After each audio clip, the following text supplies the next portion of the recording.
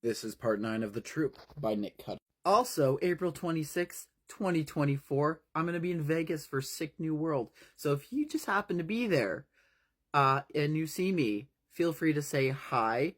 I have a horrific resting bitch face, and I get overwhelmed very easily in large crowds.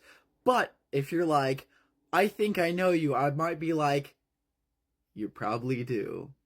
Wink and disappear into the shadows. So the boys are still sitting around the campfire, and Tim has just finished crying, and he's like, just leave me the fuck alone, and I'm gonna try to fix this. And of course, Kent has to come in sideways and be like, Tim, I want to see the worm.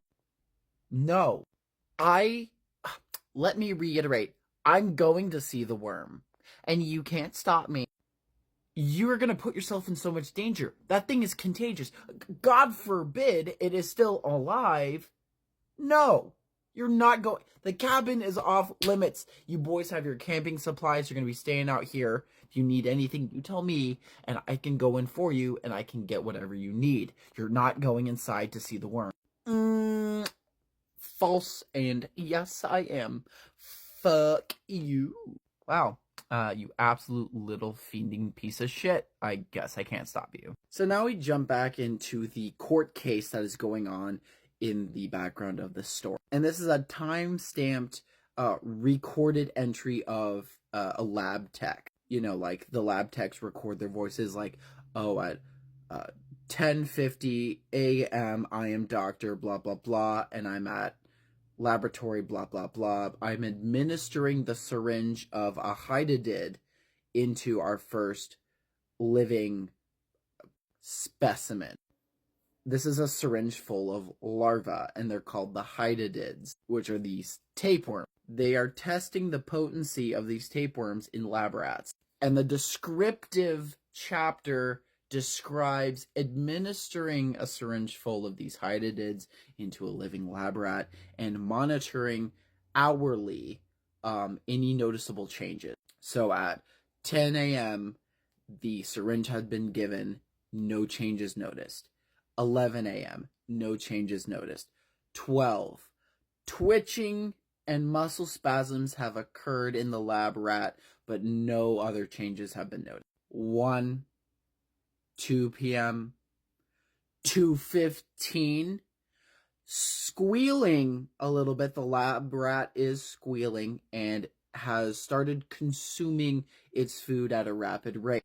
2:30, it ran out of food and now it is consuming the bark on the floor of its cage. 3 o'clock, it is now eating at the bars on the cage. 4 p.m., it has lost a rapid amount of weight in a quick succession and is still losing weight. 4:15, muscle spasms have begun. 4:30, it is now squealing in pain and has lost vision. Cataracts has begun to form in one of its eyes. 5 p.m., 5:30, it went from normal rat to completely starved with a bulbous stomach. Both of its eyes have cataracts, and it's starting to walk around in circles, nipping, eating at anything it can get its little paws on, running out of anything to eat at. Now it's eating at itself. 8 p.m. occurs. Shit gets fucked.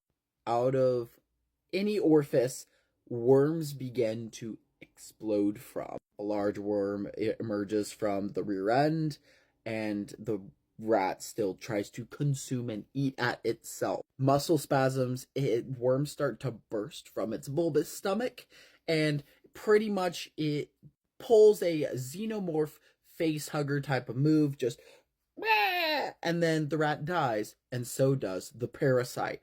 The scientific study had ended, and now we go back to the boys. And for all that information, I'm so sorry. Bing is sleepy. Oh, hello, sleepy baby. Hello, baby. Airplane ears. You pulled a really good loaf yesterday. You're loafing pretty good, but yesterday was a pure loaf. Don't look at me like that. Don't look at me like that. Ugh. Baby. So all the boys are now inside the cabin, looking at the body and the dead worm. Tim follows them, screaming and yelling at them like you just put yourself in danger. What did I just tell you? We don't know if this thing is contagious or airborne. What are you doing? And he looks directly at Kent and he's like, you're just like your fucking father. You think you own the place. You're 10. What are you doing? Be a kid. Tim is just letting it rip, and of course Kent pulls the where? He's just like, you don't look so good, Tim. You lost a lot of weight since last night. You look like shit. Sure you don't have the worms? You do have the worms, don't you, Mr. Tim? I don't know. I haven't felt very good since yesterday. Can you just leave me alone? You are sick. You have the worms. You're not our real scoutmaster anymore. You have to quarantine Tim. And at the same moment, a helicopter flies overhead and shines a beacon light into the windows. They're all like, whoa. And then it's gone. And then it just goes back to normal. And nobody mentions it. They're just like, oh yeah, that's a helicopter. Anyway, Tim, you're fucked. And we see it. Tim tried to fight it and he's like, no, I'm sick, but I don't think it's from this. God, I hope it's not this. Kent rushes Tim, and Tim tries to fight back. He pushes his way through the wall of boys. Shelly leaps on to Tim.